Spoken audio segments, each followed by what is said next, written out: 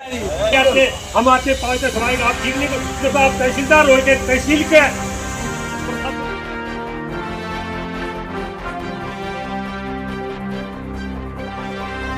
ना तो यहाँ टॉयलेट है और पानी एक फुट फटा है। ना कोई एम्प्लॉइज 9 बजे आता, 10 बजे जमाबंदी वाले आते हैं, लाइन पे लगे रहते हैं। कोई जनरेटर की फैसिलिटी नहीं, पेट्रोल भर देते हैं लोग।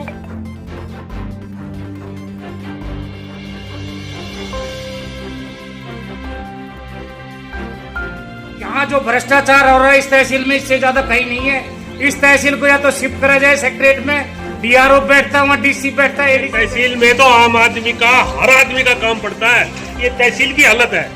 अरे ये जब अपना घर ठीक नहीं करते, रेवाड़ी को बोला साफ सुथरा बनाएंगे, क्या रेवाड़ी को साफ सुथरा देखो, बाथरूम देखो, बिल्कुल नहीं है। पेशाब घर में आप घुस नहीं सकते, पानी की कोई व्यवस्था नहीं, बैठने की सीनियर सिटीजन के लिए यहाँ कोई आता है तो मिलता नहीं है। किसी प्रकार की कोई सुविधा तहसील में नहीं है। तो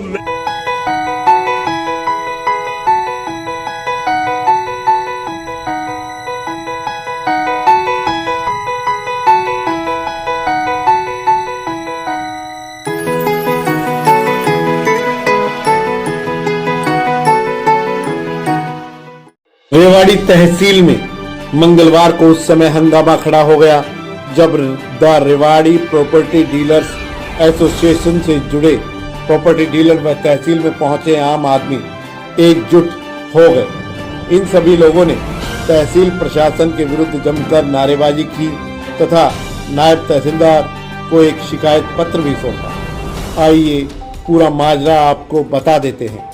दरअसल करोड़ों रुपए का राजस्व सरकार के खजाने में देने वाली रेवाड़ी तहसील के हालात किसी गांव की कच्ची गलियों से भी बदतर है।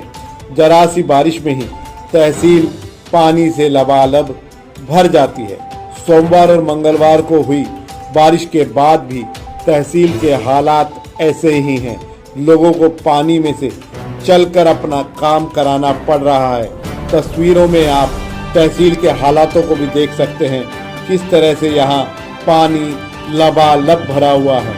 अब आप इन हालातों को देखकर अंदाजा लगा सकते हैं कि यहाँ लोग कैसे आते होंगे, कैसे अपना काम कराते होंगे। The Rewari property dealers association के प्रधान रामकिशन यादव का कहना है कि तहसील परिसर में शौचालय तक की मूलभूत सुविधा नहीं है।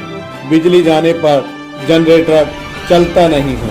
कर्मचारी समय पर यहाँ आते नहीं हैं। सरकार आम आदमी के ऊपर टैक्स पर टैक्स थोपती रहती है। कलेक्टर रेट साल में 2 बार बढ़ा दिए जाते हैं, लेकिन सुविधाओं के नाम पर सरकारी कार्यालयों में कुछ भी नहीं मिलता। उन्होंने कहा कि अगर हालात ऐसे ही बने रहे तो वह दिन दूर नहीं जब लोगों को सड़कों पर उतरने को मजबूर होना पड़ेगा।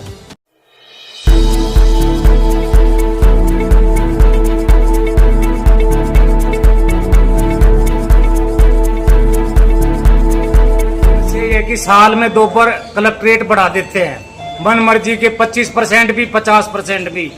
हम पिछले महीने विधायक जी से मिले, ना तो यहाँ टॉयलेट है और पानी एक फुट फटा है। ना कोई एम्प्लॉइज 9 बजे आता, 10 बजे जमाबंदी वाले आते हैं, लाइन पे लगे रहते हैं। कोई जनरेटर की फैसिलिटी नहीं, पेट्रोल भर देते हैं लोग। यहाँ जो भ्रष्टाचार हो रहा है इस तहसील में, इससे ज्यादा कहीं नहीं है।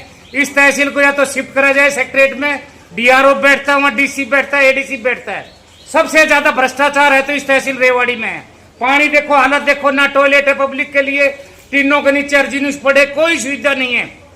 इसके लिए हम डीआरओ को बता चुके, डीसी साहब को बता चुके और विधायक रेवाड़ी को बता चुके। बाकी ये एसोसिएशन है पूरी और इस पे कोई ना कोई कार्रवाई हो। तो पानी दिखा रहा हूँ जी। गाँव से लोग आते हैं, शहर से लोग आते हैं। तहसील में तो आम आदमी का, हर आदमी का काम पड़ता है। ये तहसील की हालत है। अरे ये जब अपना घर ठीक नहीं करते, रेवाड़ी को बोला साफ सुथरा बनाएंगे, क्या रेवाड़ी को साफ सुथरा बनाएंगे।